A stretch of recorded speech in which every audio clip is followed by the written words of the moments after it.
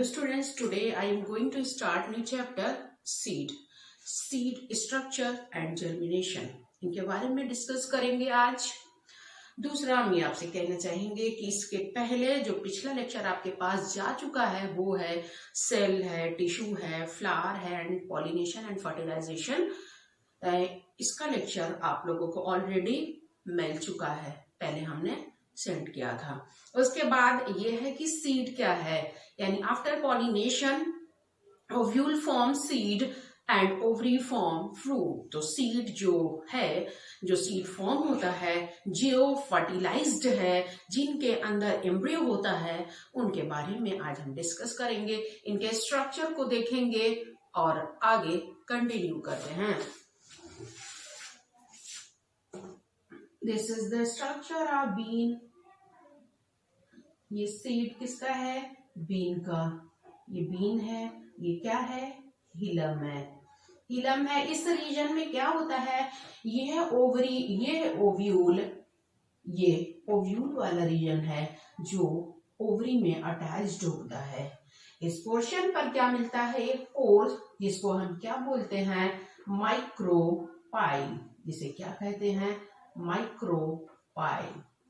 Micropyle एक वो opening है जो कि हमने फर्टिलाइजेशन यानी पॉलिनेशन के बाद जो फर्टिलाइजेशन होता है उसमें हमने ये बताया था कि इसमें क्या होगा कि ये एक ओपनिंग है, एक पोर होता है जो पॉलन ट्यूब रप्चर करते हुए जा करके ओव्यूल को फर्टाइल करता, एग को फर्टाइल करता है, एग को फर्टाइल करता है।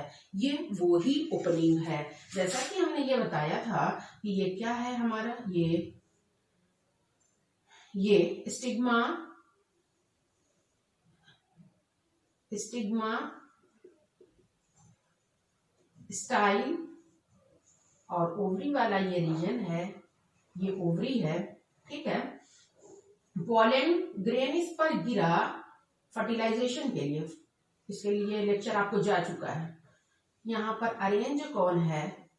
यहाँ पर अरेंज है ये इस तरह से, ये सिनर्जिड है, ये पोलर न्यूक्लियाई है, ये एग है, ये 3 एंटीपोडल सेल हैं, ये एग है, ये सिनर्जिड है, ये पोलर न्यूक्लियाई है। पॉलन ग्रेन आकर के ये इलोंगेट होता है, पॉलन ट्यूब का फॉर्मेशन करता है और ये पॉलन ट्यूब इसे यहाँ से रप्चर करके, तोड़ करके यानी फाड़ करके इसे एग को फर्टाइल करते हैं। ये स्पर्म न्यूक्लियाई, पहला स्पर्म न्यूक्लियाई एग को फर्टाइल करता है, एग को। ये पोलर न्यूक्लियाई, ये synergid antipodal cell, antipodal cell, और ये दोनों जो एग को प्रोटेक्ट करके रखे हैं वो कौन है? सिनर्जिड है। ये जो ओपनिंग है, इस ओपनिंग को क्या कहते हैं? इस ओपनिंग को कहते हैं माइक्रोपाइल। माइक्रोपाइल है। माइक्रोपाइल ये ओपनिंग ये ही है जो सीड में पाया जा रहा है। ओके,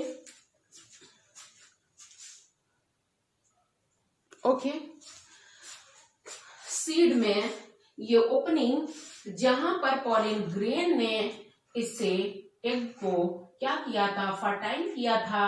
ये ओपनिंग क्या है? परमानेंटली बन जाती है। इस परमानेंट ओपनिंग से इनका क्या काम है? क्या रोल है इनका? जब हम सीड को सॉइल में लगा देते हैं या सीड को वाटर के अंदर डाल देते हैं तो इसके अंदर से क्या जाता है? वाटर अंदर जाता है और जो कोटिलीडन है वो स्वेल जाता है। अभी कोटिलीडन के बारे में भी डिस्कस करेंगे। साथ ही साथ इस ओपनिंग से ये सीड क्या करता है? रिस्पिरेशन करता है। ये सीड रिस्पिरेशन करता है। तो किस तरह का रिस्पिरेशन करता है? एनारोबिक रिस्पिरेशन करता है। जब ये रेस्टिंग स्टेज में होता है रेस्टिंग स्टेज का मतलब है जब ये जर्मिनेट नहीं करता, जब ये जर्मिनेट नहीं कर रहा होता है, ऐसा ही पड़ा रहा होता है, उस वक्त इनको हम कह दे डोरमेंसी पीरियड या रेस्टिंग पीरियड। फिर जैसे ही इनको एटमॉस्फेरिक कंडीशन मिलता है 25 डिग्री सेल्सियस से ऑप्टिमम टेम्परेचर यानी 25 डिग्री सेल्सियस से 35 डिग्री सेल्सियस टेम्परेचर मिलता है, पानी मिलता है, और उस वक्त ये क्या हो जाते हैं, सीड जर्मिनेट करने लग जाते हैं। जर्मिनेट का मतलब उगना, यानी आगे अपनी जनरेशन को आगे बढ़ाने के लिए प्रिपेयर होने लगना। ठीक है, अभी एक्सटर्नल स्ट्रक्चर देख रहे थे, आगे का बाद में अभी डिस्कस करते हैं कि ये स्ट्रक्चर बीन का है, बीन का है, जो कि ये रीजन क्या है, हीलियम है, जिसे हम क्या कहते हैं, हीलियम कहते हैं। ये माइक्रोपाइल है, ये कवरिंग होती है ऊपर, इस कवरिंग को हम क्या कह दे, सीड कोट कह दे या टेस्टा कह दे, इन्हें टेस्टा कह दें या हम क्या कह दें, सीड कोट कह दें। ये प्रोटेक्टिंग कवरिंग होती है, सीड कोट, ये प्रोटेक्ट करके रखता है। ये सीड कैसा है, ये बीन का जो सीड होता है, वो सीड क्या होता है, डायकोटिलेडन होता है, डायकोटिलेडन होता है। लेकिन इन मोनोकॉट में क्या होगा, सीड और सीड कोट फ्यूज होता है। जैसे यहाँ पर क्या है, ये ग्रेन है, यानी कि ग्रेन किसका है, ये कॉर्न का है, यानी कॉर्न है, मेज है, तो इनका ये क्या है, ये सीड कोट और सीड, ये दोनों के दोनों, ये सीड कोट और सीड,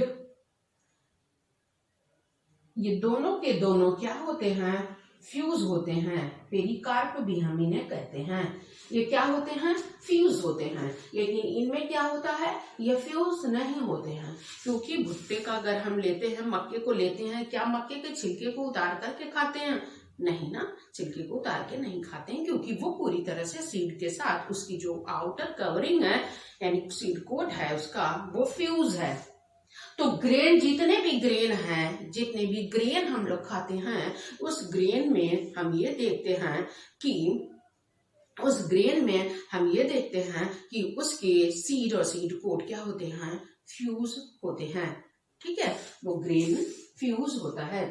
तो जैसे गेहूं है, वीट देख लीजिए, और राइस देख लीजिए, वीट है और राइस है, और साथ में मेज है ना, ये सारी चीजें क्या है, ये सारे सीड क्या है, फ्यूज है।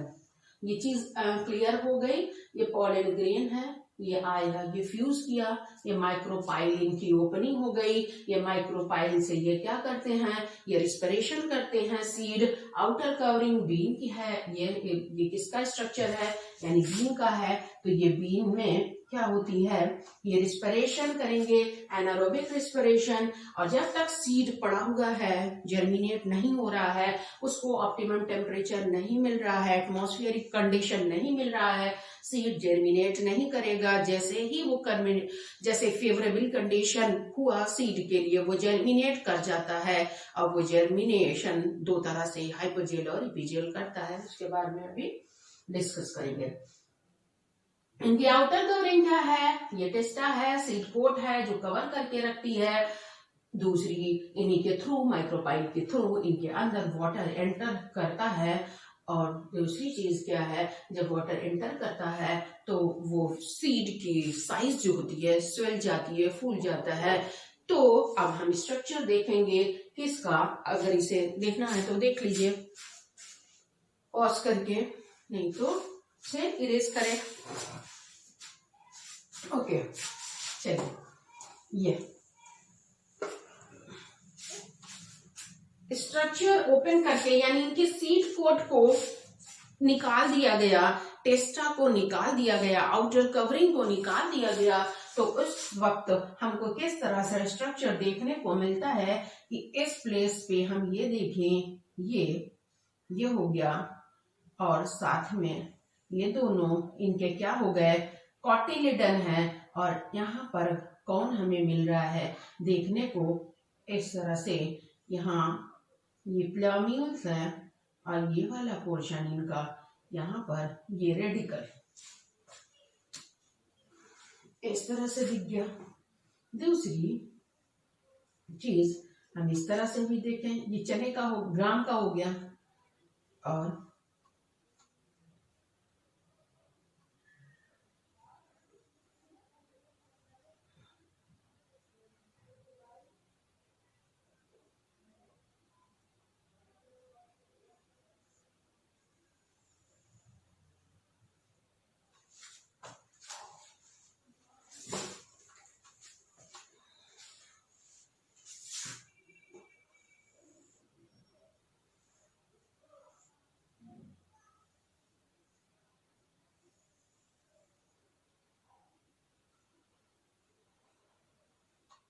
ये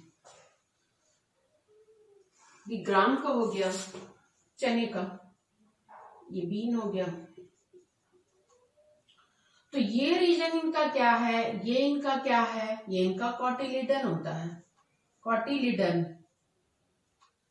ठीक, ये कॉटिलिडन हो गया। जिस पोर्शन पे ये जुटा हुआ है ये वाला रीजन, ये जो हिलम वाले रीजन से जुटा हुआ है, ये क्या है, एम्ब्रियो है। और इनका ऊपर वाला पोर्शन क्या होता है, प्रीम्यूल्स। ठीक है, और ये क्या है, रेडिकल। देख लीजिए,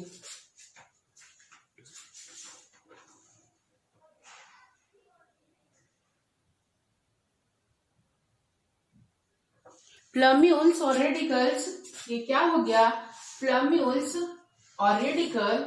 ये प्लम्यूल्स और रेडिकल क्या है, ये plumules form shoot and radical form root.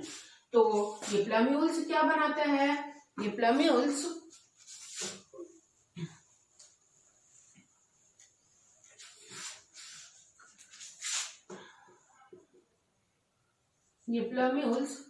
Shoot form करेगा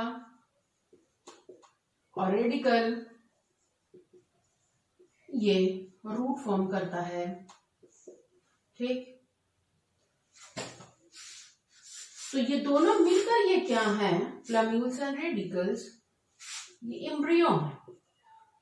embryo means baby of plant. Plant का ये क्या है, बेबी है। ये ग्राम है, ये बीन है। इनके स्ट्रक्चर आप इस तरह से देखेंगे। अगर बीन्स को खोलते हैं तो एक पोर्शन से ये ज्वाइन होता है, आप ग्राम को भी खोलेंगे तो एक जगह से ये ज्वाइन रहता है। ये इनके क्या है, कॉटिलिडन है। ये कॉटिलिडन क्या करते हैं, ये कॉटिलिडन का रोल क्या है, कॉटिलिडन हेल्प, ये किस चीज में हेल्प करता है, न्यूट्रिएंट प्रोवाइड करता है, हेल्प इन न्यूट्रिएंट। कॉटिलिडन क्या करेगा, ये न्यूट्रिएंट प्रोवाइड करेगा। किसको न्यूट्रिएंट प्रोवाइड करता है, ये एम्ब्रियो को न्यूट्रिएंट प्रोवाइड करता है। तब तक कब तक करता रहता है, तब तक करता रहता है जब तक वो जर्मिनेट ना कर जाए।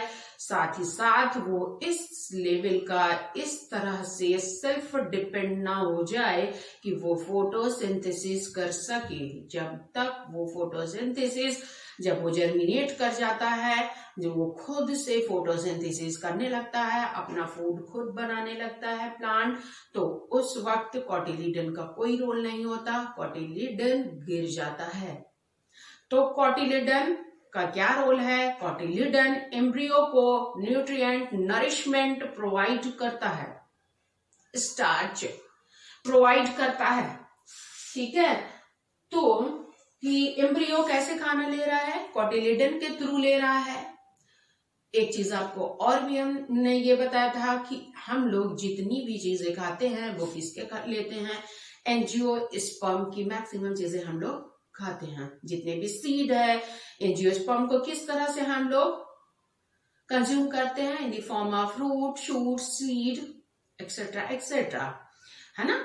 तो कौन होता है? Algae, bryophyta, pteridophyta, gymnosperm and angiosperm. तो एंजियोस्पर्म के जितनी भी चीजें हैं हम लोग उनको खाते हैं। उसी एंजियोस्पर्म को जब डिवाइड किया जाता है ऑन द बेसिस सीड के स्ट्रक्चर के बेस पर, तो उसमें मोनोकॉट और डायकॉट आता है। मोनोकॉट में सिंगल कॉटिलिडन होता है, डायकॉट में 2 कॉटिलिडन होता है। इस कॉटिलिडन का क्या रोल होता है? ये कॉटिलिडन न्यूट्रिएंट प्रोवाइड करते हैं किसको? एम्ब्रियो को। एम्ब्रियो कहाँ रहता है?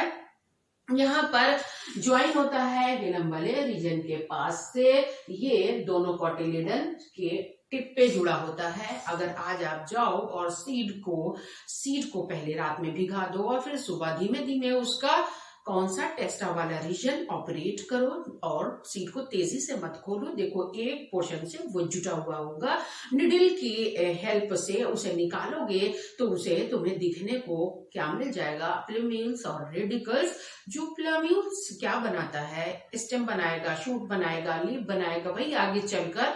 और रेडिकल्स आगे कहाँ जाता है? जमीन के अंदर, सॉइल के अंदर, और वहां क्या बनाता है? रूट बनाता है। फाइनली धीमे धीमे वो बेबी प्लांट बनता है। बेबी प्लांट बनता है और फोटोसिंथेसिस करता है, ग्रो करता है और उसके टिश्यू डेवलप होते हैं और चारों तरफ उनके apical meristem tissue, lateral meristem, जैसे आप इंटरकेलरी मेरिस्टम, ये इनके अंदर डेवलपमेंट होता है और क्या होता है? लीफ निकलती हैं और लेटरल मेरिस्टम होने की वजह से इसके स्टेम मजबूत हो जाते हैं, जो कि खुद सेल्फ डिपेंड हो गए और आराम से फोटोसिंथेसिस करते हैं।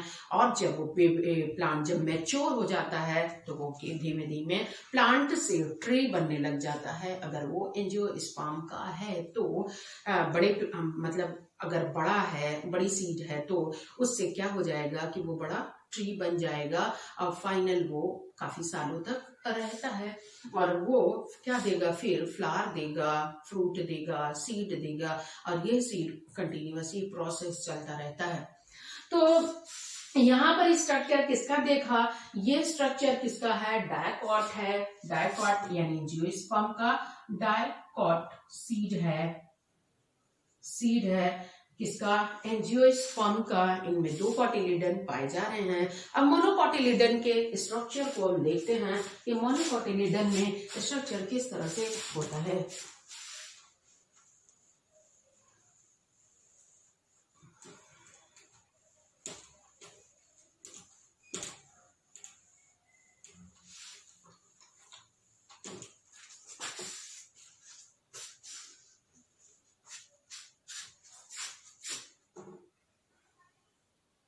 कौन का स्ट्रक्चर बनाते हैं हम?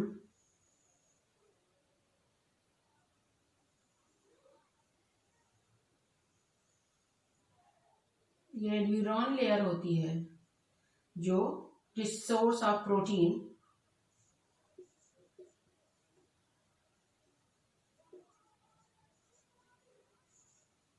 ठीक, इन्हें क्या कहते हैं? एंडोस्पर्म।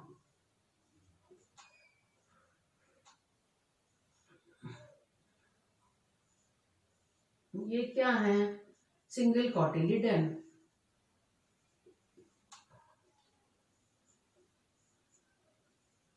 रेडियल प्लम्यूल्स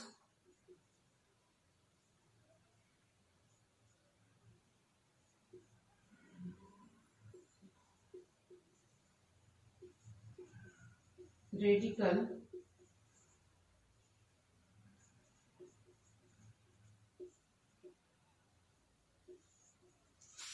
देख लीजिए इसका स्ट्रक्चर जल्दी से। Okay, this is endosperm. ये क्या है? एलिरॉन लेयर।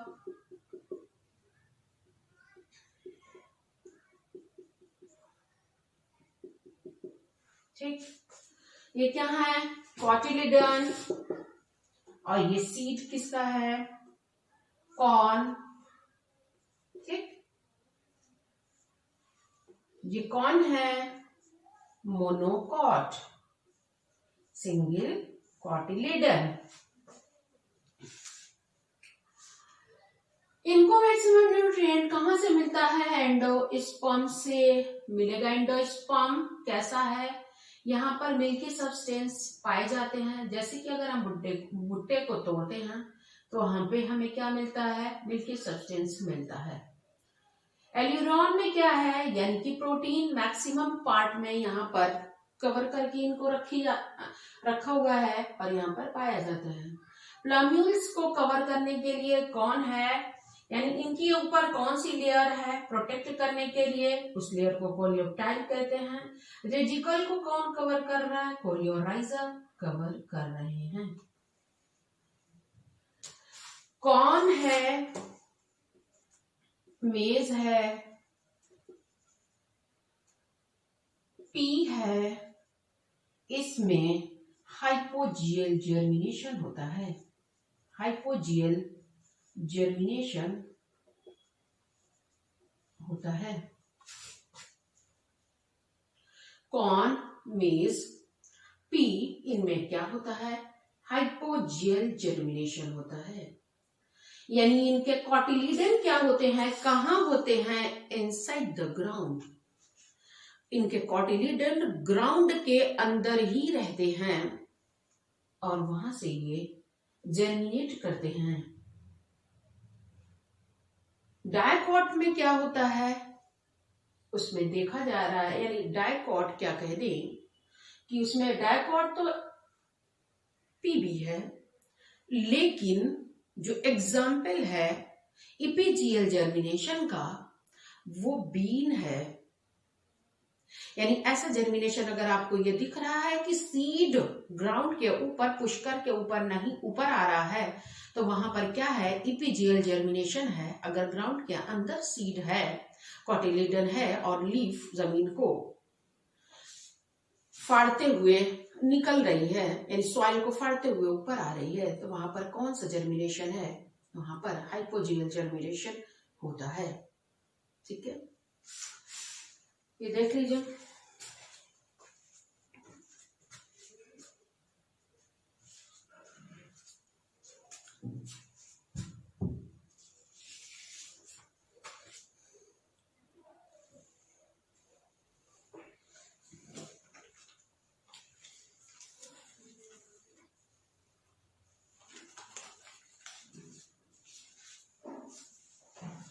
Okay done.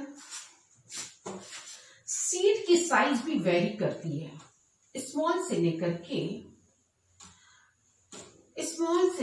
के लार्ज सीड तक पाई जाती है। ओव्यूल भी ऐसे देखा जाता है कि ओव्यूल सबसे बड़ा किसका होता है? साइकस का होता है। तो seeds may in size, seeds vary in size, seeds vary कर रहा है in size। स्मॉल सीड में अगर हम देखें तो स्मॉल में some are so small, some are so small that they are, Poppy seed जिन्हें हम बोलते हैं, that they are barely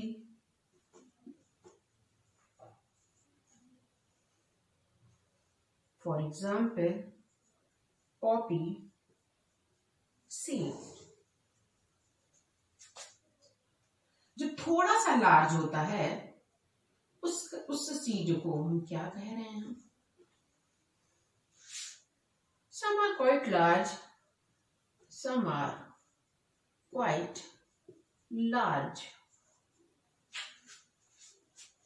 As in the watermelon, as in the watermelon. And watermelon में, पंपकिन में जो थोड़ा सा बड़ा है।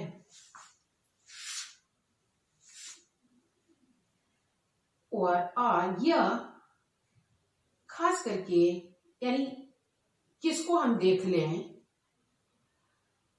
नहीं चलिए बस इतना बात है।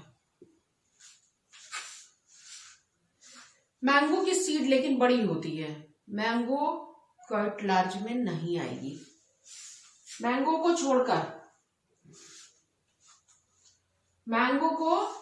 छोड़कर और एन इवन मैंगो, ठीक। लार्जेस्ट सीड मान लो क्वेश्चन में आ जाए 1 मार्क्स के,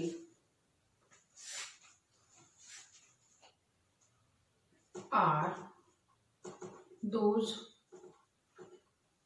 of coconut the size,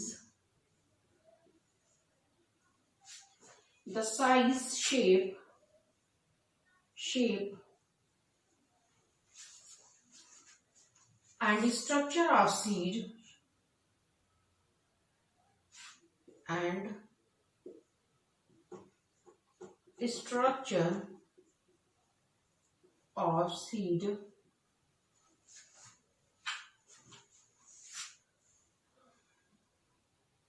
of different plant vary considerable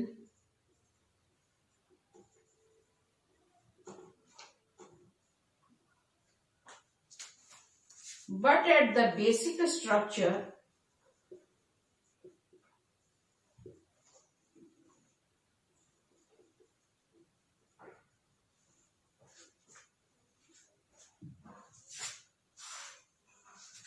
but of the most basic structure of same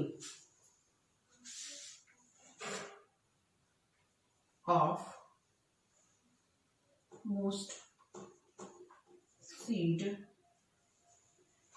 in same। इसका मतलब क्या हुआ कि जो बेसिक स्ट्रक्चर है, जैसा कि सीड कोड का पाया जाना, एम्ब्रियो का पाया जाना, हिलम का पाया जाना, माइक्रोपाइल का पाया जाना, ये सारी चीजें अगर डायकॉट है तो बेसिक स्ट्रक्चर सेम दिखाई देगा। अगर मोनोकॉट है उस मोनोकॉट पे क्या, aleurone layer, endosperm, coleoptile, coleorhiza, plumules, radical, ये सारी चीजें, या कोटिलीडन, ये सारी चीजें पाई जाती हैं। ठीक, इनको लिख लीजिए।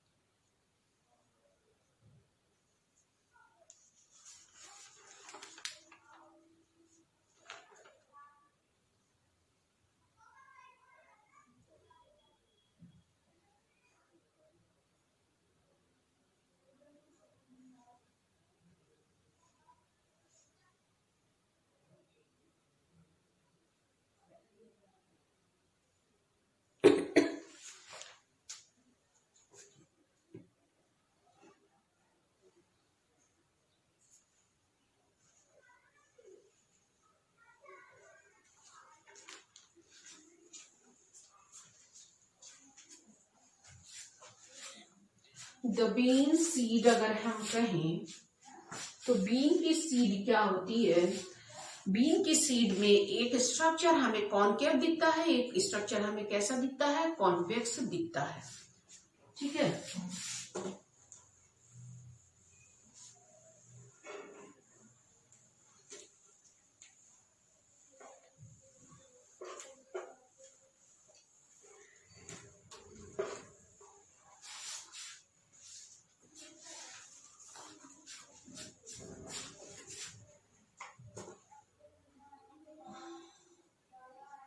बीन सीड अगर हम स्ट्रक्चर को उस तरह से देखें, ये स्ट्रक्चर कॉन्वेक्स, एक स्ट्रक्चर कॉनकेव। ठीक है, the bean seed there are different kinds, there are different kinds of bean, बहुत तरह की बीन्स होती है ना, of beans, the general दिखने में लेकिन सभी एक जैसी लगती हैं, the general structure of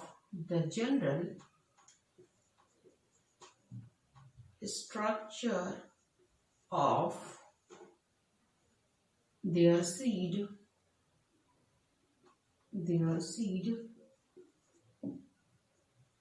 is the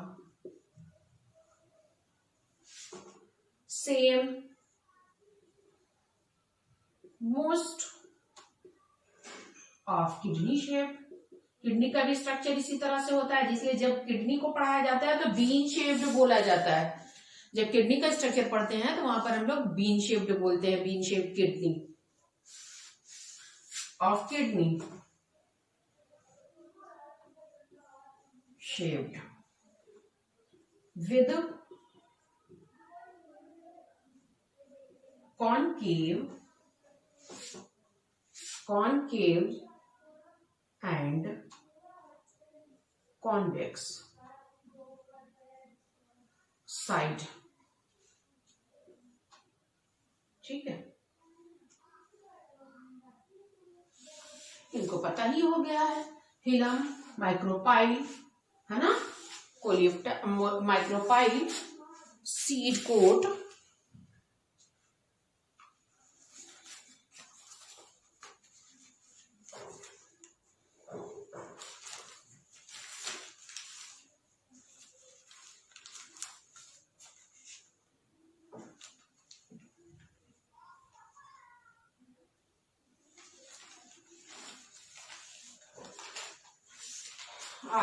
आगे एम्ब्रियो के बारे में डिस्कस करते हैं। एम्ब्रियो के बारे में जैसा बताया उनके बारे में छोटा छोटा पॉइंट लिख लें।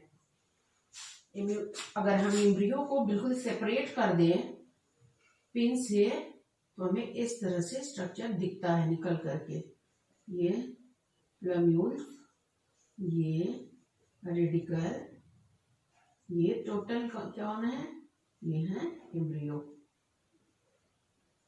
प्लांट का बेबी। फर्टिलाइज्ड एग के बाद, यानी जब एक फर्टाइल हो जाता है, जब एग को फर्टाइल करता है पोलन ग्रेन में स्पर्म न्यूक्लियाई, तो ये बनाता है, यही आगे चल के जर्मिनेट करते हैं। ये क्या बनाएंगे, शूट, ये क्या बनाएंगे, रूट। तो below the seed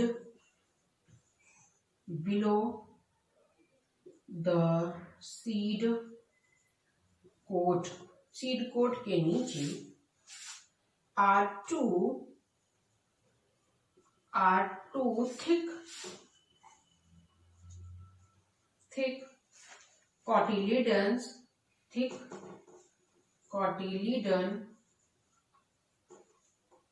which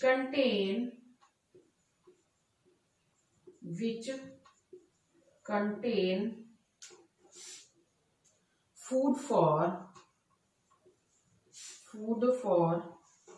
the embryo and protect it. The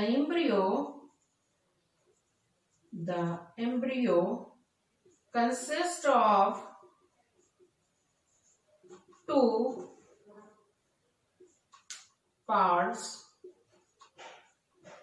the radicals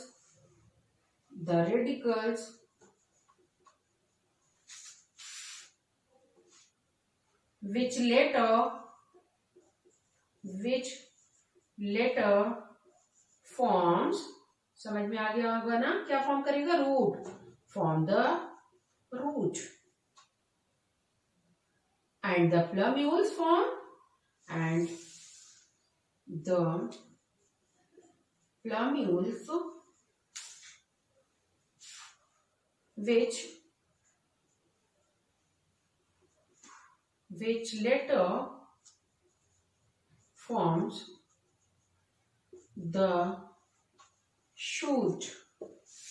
बाकी जितनी चीजें ओरल बोली हैं सारी की सारी चीजें इंपॉर्टेंट है। लेबलिंग करने को आ जाता है कि सीट बना करके दे दिया जाएगा, उनकी आपको लेबलिंग करनी होगी, नंबर उस पर डला होगा, आपको लिखना होगा क्या है, तो आपको पता होना चाहिए कि क्या है। आउटर कवरिंग सीट कोट या टेस्टा है देर, अंदर का क्या है, कॉटिलेडन है। सीट पूरी तरह से कवर है तो हिलम है, माइक्रोपाइल है। सीट को ओपन कर दिया गया है तो कॉटिलेडन दिख रहा है, प्लम्यूल्स एंड रेडिकल दिख रहे हैं। किस में, जब डायकॉट सीट है। या डायकॉट सीट की बात जब कोई कर रहा हो या दिया गया हो तो उस वक्त, लेकिन जब मोनोकॉट है तो मोनोकॉट में चेंज हो जाएगा। लेकिन एम्ब्रियो का नेचर यही है कि प्लम्यूल्स क्या बनाएगा, रेडिकल बनाएगा, प्लम्यूल क्या बनाएगा, शूट बनाता है, और रेडिकल क्या फॉर्म करता है, लेटर वो बनाएगा रूट, और जर्मिनेशन करता है हाइपोजियल और इपिजियल जर्मिनेशन के साथ। इसे लिख लीजिए।